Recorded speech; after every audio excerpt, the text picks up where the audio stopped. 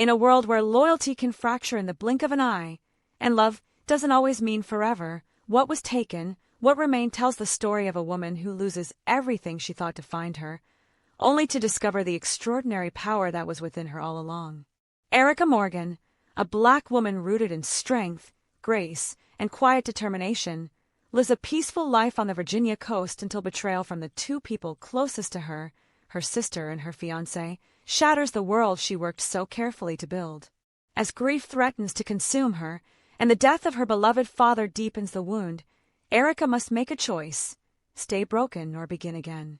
Set against the backdrop of family traditions, Southern whispers, and the unspoken code of sisterhood, this story follows Erica as she uproots her life, moves to Chicago, and slowly reconstructs her sense of self. Through therapy, friendship, and unexpected love, she learns that healing isn't about erasing the pain, it's about rising through it. With lyrical prose and emotionally layered characters, this is not just a story of heartbreak. It is a story of transformation, of choosing peace over revenge, of love that arrives not to save, but to see you, and of the kind of strength that is forged in silence, in solitude, and ultimately in self-love. Erica stood still beneath the slate-gray sky at her father's funeral 3 years ago, her eyes locked on her sister, Tasha. She watched Tasha lean close to Marcus, the man Erica once called her fiancé, both of them exchanging whispered words and subtle smirks in her direction. It was a moment sharp enough to slice through grief, the kind of quiet betrayal that rewrites everything. Had someone told her back then, when the choir's final note faded and her heart splintered in that stone-cold chapel, that one day Tasha would be the one begging for forgiveness, she wouldn't have believed it. But heartbreak has a way of turning mourning into movement. That was the day Erica's past ended, and her resilience took its first breath. Back when life was simple, Erica lived in Hampton, a vibrant coastal city tucked along Virginia's southern edge. She worked as an events coordinator for a Black-owned music label and spent her mornings picking up hazelnut caramel coffee from her favorite corner cafe in the East Side Arts District, where the barista always smiled and said, "Got you, E." Her world was small, familiar, and full of the independence she had fought hard to claim. That's when Marcus entered her life, just as summer was winding down. She met him at Brenda's Labor Day cookout, a neighborhood tradition full of grilled catfish, music, and loud laughter. Marcus stood at the grill, telling some animated story that had everyone cracking up, his voice easy and rich with charm. When Brenda introduced them, he shook Erica's hand a second longer than most men did. "Hey, real nice to meet you," he said, with a slow smile that warmed her more than the heat from the pit.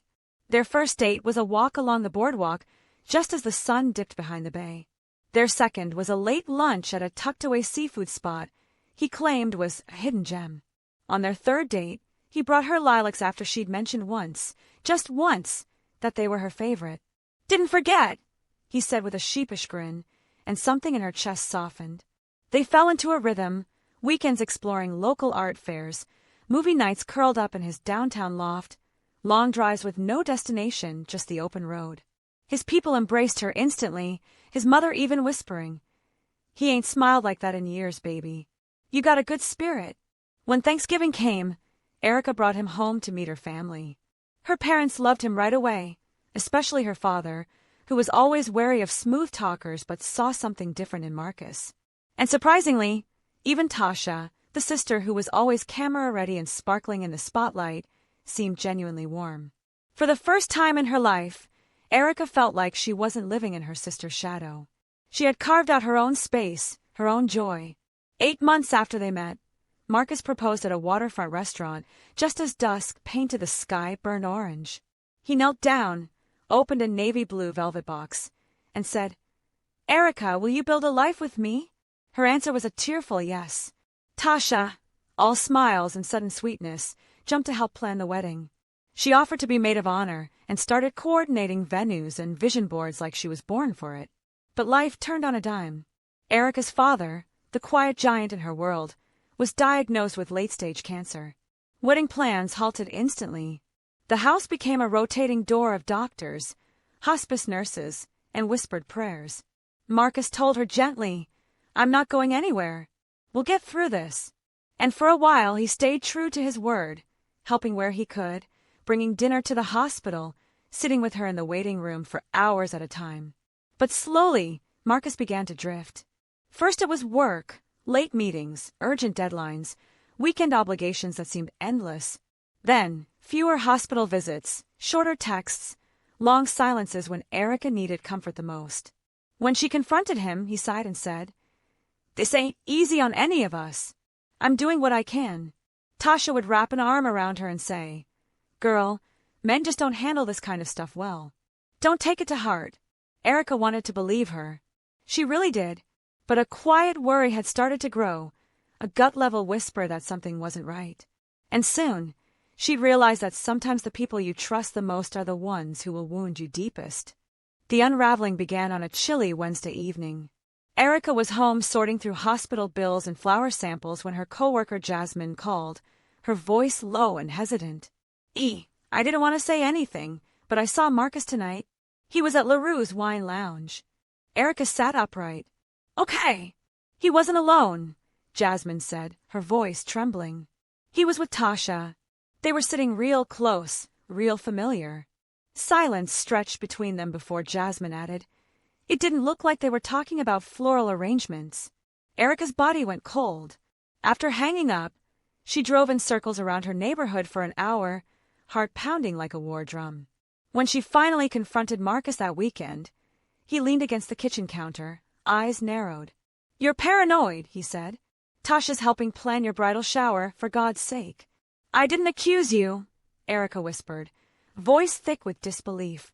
Marcus sighed. "I'm tired, Erica. You've been distant. Everything's about your dad. I've been patient." The word stung. She nodded, apologized, and said nothing more. But the seed of suspicion had already taken root. A week later, while checking the joint credit card used for wedding expenses, Erica found a $4,200 charge at an upscale jewelry boutique downtown. Her brows furrowed. She already had her dress, rings were chosen months ago, and nothing else needed purchasing. When she asked Marcus about it, he scowled. "It was supposed to be a surprise."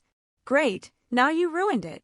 He turned away, brushing off her questions, leaving her gut to twist even tighter. She didn't bring it up again. Her father's health was failing fast, and she couldn't bear to add more chaos to the pile. She clung to hope like a life raft. Hope that Marcus was just under pressure, that Tasha was only trying to help, that love could still win. That illusion shattered in a hospital parking deck. Erica had stepped out to grab her scarf from the car when she heard familiar laughter echoing between the concrete walls. Following the sound, she slowed near a silver SUV.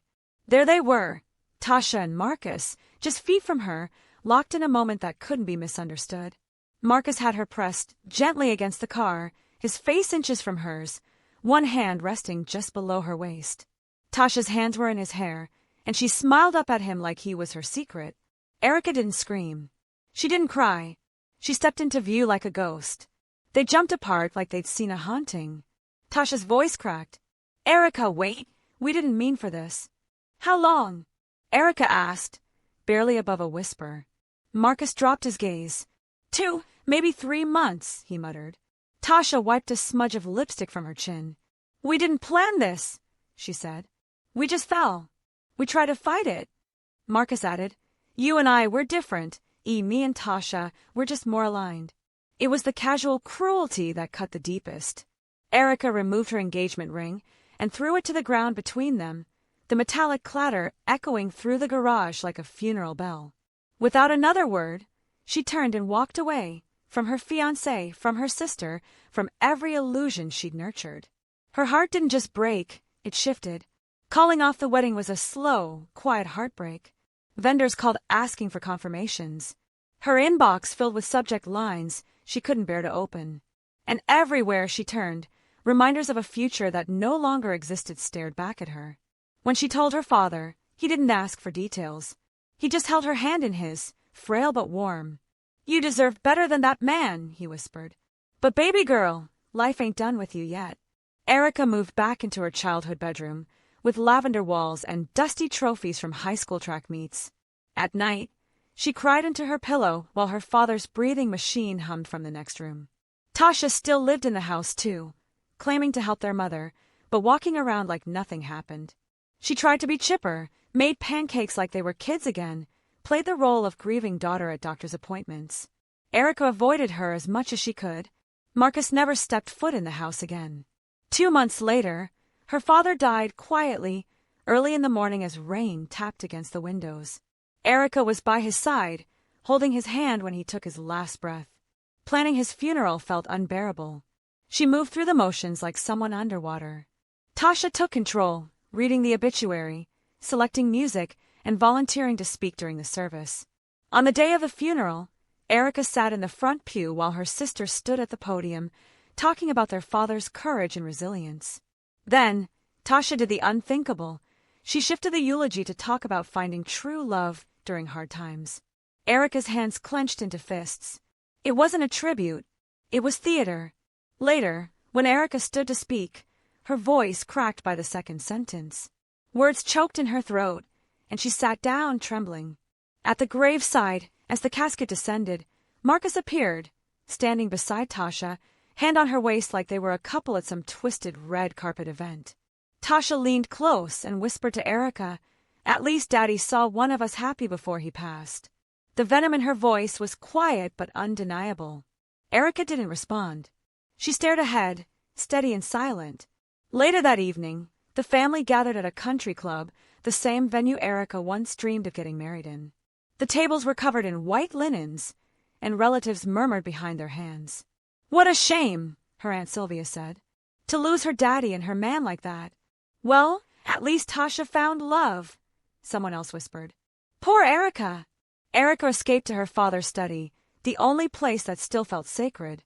His reading glasses were still on the desk. His pen lay beside a notepad with unfinished thoughts. She opened the drawer and found his leather-bound journal. The final entry was dated 2 days before his death. "Erica shines steady, stronger than she knows. She'll rise from this." Tears spilled down her face. A knock came at the door. It was Uncle Reggie, her father's younger brother. "This whole thing out there?" "A damn circus," he said gruffly, looking around the room. "I lost everything," Erica whispered. Reggie shook his head.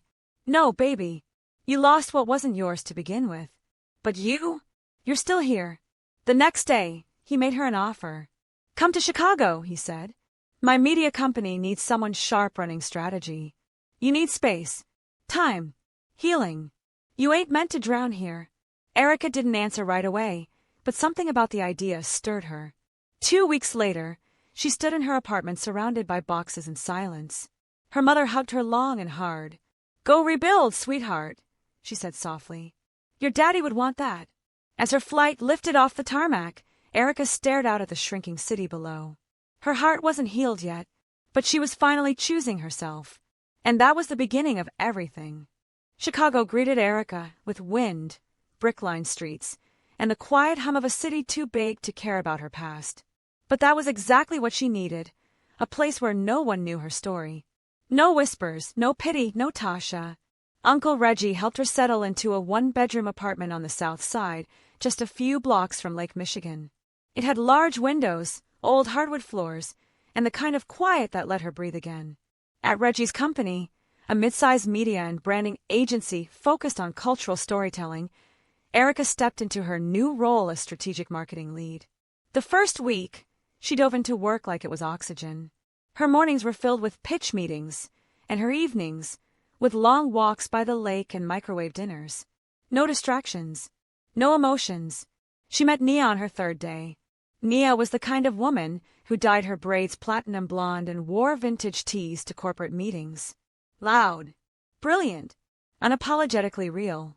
"You look like you're running from something," Nia said bluntly during lunch. Erica blinked. "Excuse me. I see it in your eyes. That quiet grief. You trying to outrun it. Doesn't work for long." Nia became her first friend in the city, the kind who didn't ask too many questions but always had an extra seat at brunch or an invite to a poetry night.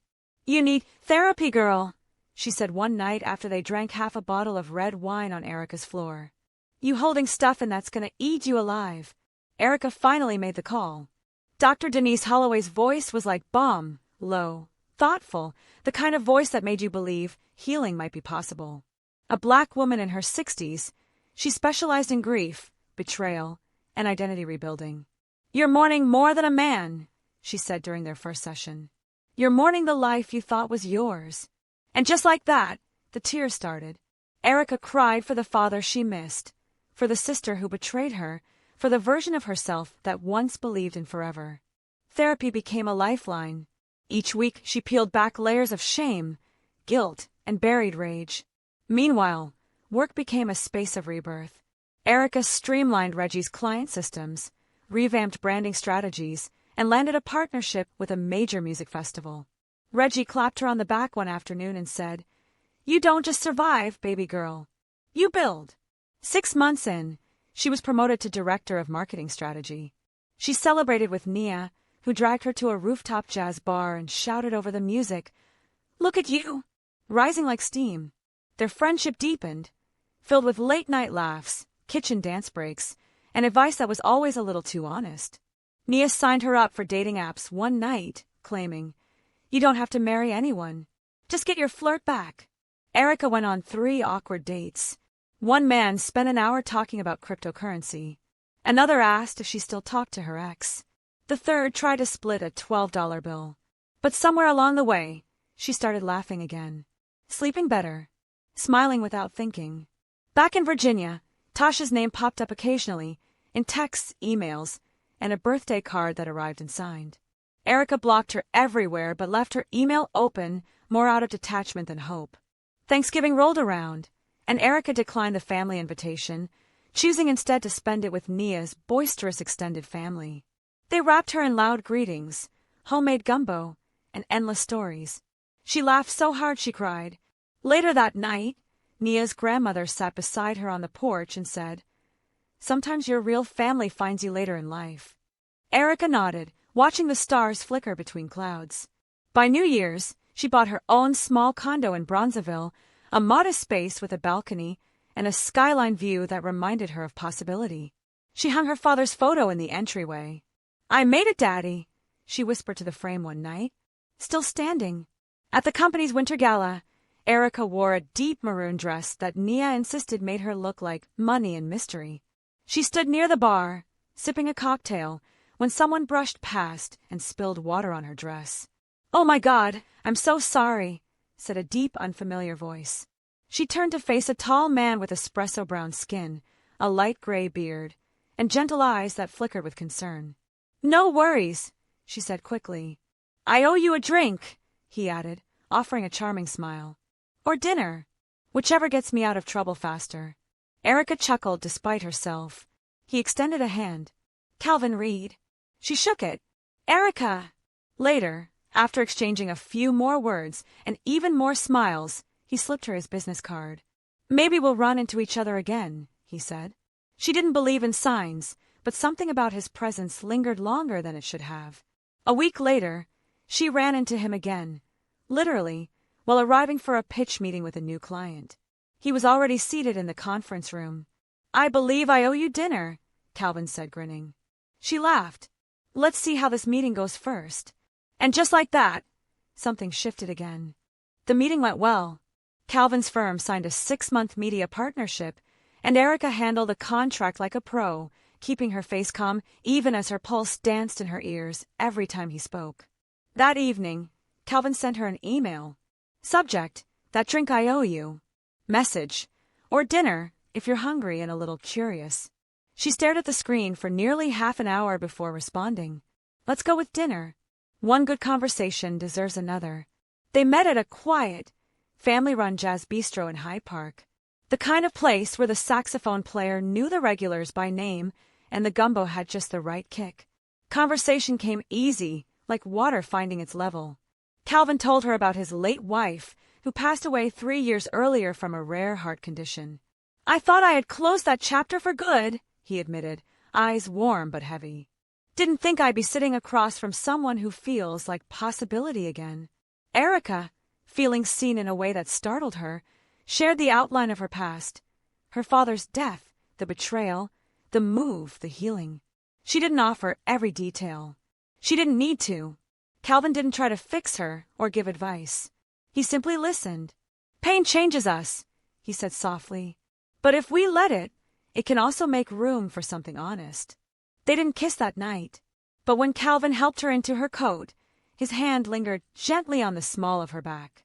And for the first time in years, Erica's body didn't flinch from touch, it welcomed it. Their relationship unfolded slowly, intentionally.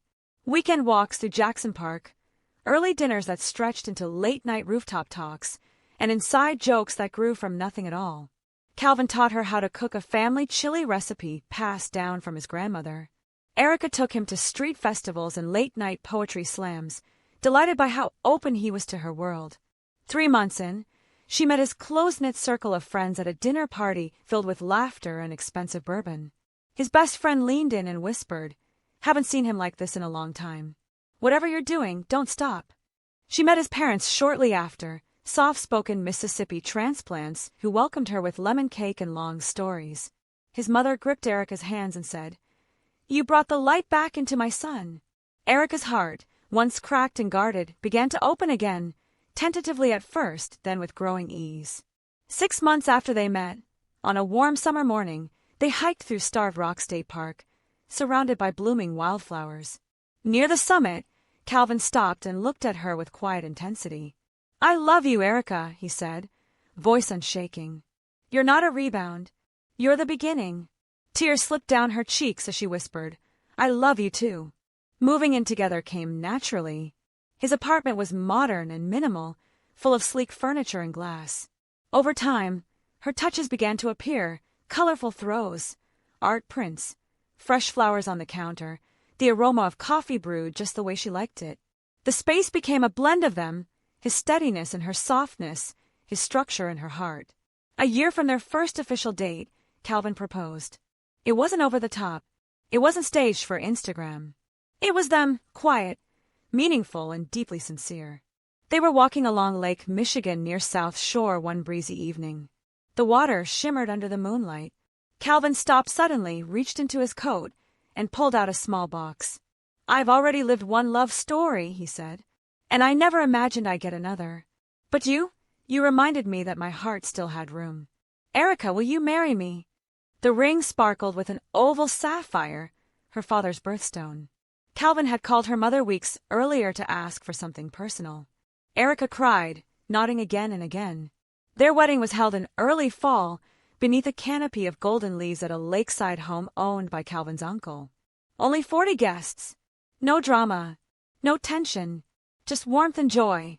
Nia stood by her side as maid of honor, weeping through her toast. "You didn't just bounce back," she said. "You rebuilt from the roots up. That's real power." Erica's mother walked her down the aisle in a soft cream suit, whispering, "He would be proud of you, baby. Your daddy would have loved this day." The ceremony was filled with live music, laughter, and dancing that lasted until midnight. Afterward, Calvin and Erica moved into a new townhouse on the city's south side, 3 stories, big windows, and a backyard perfect for barbecues and quiet Sunday mornings. Erica launched her own marketing agency shortly after the wedding, focusing on Black-owned businesses and nonprofit work. Her client list grew quickly. National brands, legacy organizations, even celebrity creatives looking for authenticity. Calvin's consulting firm expanded into tech ventures, and they began traveling together, Cape Town, Vancouver, Havana, always balancing work and wonder. There were still days that hurt, moments when grief resurfaced uninvited, or when doubt crept in through old cracks. But those moments no longer defined her. 3 years after the day she caught Marcus and Tasha in that parking garage, Erica stood taller, freer, and more grounded than ever. She had rebuilt her life not from bitterness, but from clarity. Not through revenge, but through release. 3 years after she left Virginia, Erica received an invitation she never expected, her mother's 65th birthday dinner. A family gathering. In the same city that once held so much of her sorrow. She hesitated, but Calvin, ever patient, gently took her hand and said, "We'll go. If for no other reason than to show up for your peace." They flew into Richmond on Calvin's firm's private jet, a luxury Erica still wasn't entirely comfortable with. They stayed at a boutique hotel downtown instead of with family. Erica needed boundaries, and Calvin respected every one of them. The evening of the dinner, Erica's stomach twisted with nerves as they approached the restaurant, an upscale bistro overlooking the James River. Her mother's face lit up when they walked in. Tasha, seated at the other end of the table, stiffened the moment she saw Calvin. She recognized him from business publications. His firm had been profiled in major outlets over the past year. Her smile tightened, and a man trailed behind her, slouched, distracted, wearing a suit that didn't quite fit. "Derek," Tasha introduced flatly. Dinner began with forced pleasantries and careful conversation. Calvin carried most of it, asking Derek polite questions about his work. Derek stammered something about real estate and licensing issues. Tasha said she was working in retail, trying to make it sound more glamorous than it was. Tension hovered just beneath the surface like smoke. Then Calvin stood and raised his glass. "To Paula," he said warmly. "A mother who raised 2 strong daughters, and whose love shaped the woman I'm lucky to call my wife." Paula beamed. Tasha's smile froze. Derek downed his drink in 2 gulps. A few minutes later, Derek stood to offer a toast of his own. It spiraled fast, slurred compliments, half-finished stories, awkward silences. Tasha hissed under her breath, "Sit down, Derek." Erica excused herself and went to the restroom to catch her breath. Moments later, Tasha followed her in. "You planned this, didn't you?" she snapped, voice shaking. "You brought your perfect husband here just to throw it in my face." Erica calmly turned to the sink, washing her hands. "I came for Mom. That's it. Your life is your responsibility, Tasha, not mine." Tasha's eyes welled with tears. "You're so cold now. I'm your sister. I'm drowning. You don't care." Erica looked her in the eye, steady. "You made your choices. I made mine. I hope you figure it out. But I'm not here to save you." The door opened. Calvin stepped in, eyes scanning the tension instantly. "Everything good?" Erica nodded. "Let's go." As they exited the restaurant, her mother embraced her tightly in the parking lot. "Your father would be so proud," she whispered. "The way you carried yourself tonight? That's grace." The flight back to Chicago the next morning was quiet. Erica sat by the window, watching the clouds roll by, Calvin's hand resting over hers like an anchor. She expected silence from Tasha afterward, but instead, she received a string of emotional texts, rambling apologies, long explanations, even veiled requests for help. Erica didn't reply. In her next therapy session, she and Dr. Holloway crafted a final message. "I forgive you, for my peace, not yours. I cannot be part of your healing. Please respect this boundary." She hit send, then blocked the number. 6 months later, her mother called again. The voice on the other end was wearier. "They're divorcing," she said. "It's getting messy." Derek accused Tasha of hiding money. Tasha claimed he'd cheated with multiple women. Erica listened quietly, but the emotions that once would have flared, rage, sadness, regret, never came. Just calm distance. Some wounds heal not with closeness, but with space. And Erica had found peace in the space she created. Meanwhile, her life flourished. Her agency landed a national campaign with a rising fashion brand. Calvin's company expanded again, merging with an international partner. They traveled often, sometimes for business, sometimes just to breathe. One Tuesday morning, Erica sat in their kitchen staring at something she hadn't expected. A pregnancy test. Then another. And a third. All positive. She sat on the cool tile floor, hand trembling. Calvin found her there minutes later. "Erica, what's wrong?" he asked, kneeling beside her. She held up the test, barely able to speak. "We're having a baby." Calvin stared at her, blinking. Then pulled her close, voice cracking. "We're really having a baby?" They stayed wrapped together on the floor, the silence between them filled with joy and disbelief. A few weeks later, Erica received a handwritten letter in the mail. No return address. The handwriting was unmistakable. It was from Tasha. The tone was soft, different. Tasha confessed everything: jealousy, fear, loneliness. She admitted to trying to steal happiness instead of creating her own. She wrote, "I destroyed our sisterhood. I tarnished Dad's last days. I took something that was never mine to hold." The letter ended with, "If I ever get the chance to meet your child, I'd be grateful. But if I never do, I'll understand." Erica kept the letter but didn't reply. Some doors aren't meant to be reopened. Closure isn't always a conversation. Sometimes it's a decision. One evening near the end of her second trimester, Erica and Calvin walked along Lake Michigan as the sky turned gold. She paused, feeling a flutter, then a kick. She grabbed his hand. "Wait! Did you feel that?" He touched her belly gently, then smiled, eyes misting. "Our little miracle," he whispered. Tears filled Erica's eyes. But this time, they weren't from pain. They were from everything she had found on the other side of loss. As the sun dipped low and the city lights blinked on, her ring caught the fading light, the sapphire sparkling like a quiet promise. She thought of her father's journal. She'll rise from this. And she had. But more than that, she had soared. What Tasha and Marcus took from her wasn't a future. It was a cage, and they had unknowingly set her free. Now, Erica stood beside a man who saw her, loved her, and chose her every single day. And within her, a new life stirred, a new legacy. She smiled softly and whispered to the wind, "The ones who break us don't decide who we become." I did that. If Erica's journey moved you, if you've ever faced heartbreak, betrayal, or the quiet courage it takes to start again, then share the story with someone who needs a reminder. You are not what you've lost. You are what you choose to rebuild. Sparkles, leave a review. Books recommended to a friend. Speech balloon, start the conversation about healing, sisterhood, and self-worth. Because sometimes the most powerful stories are the ones that remind us we're not alone.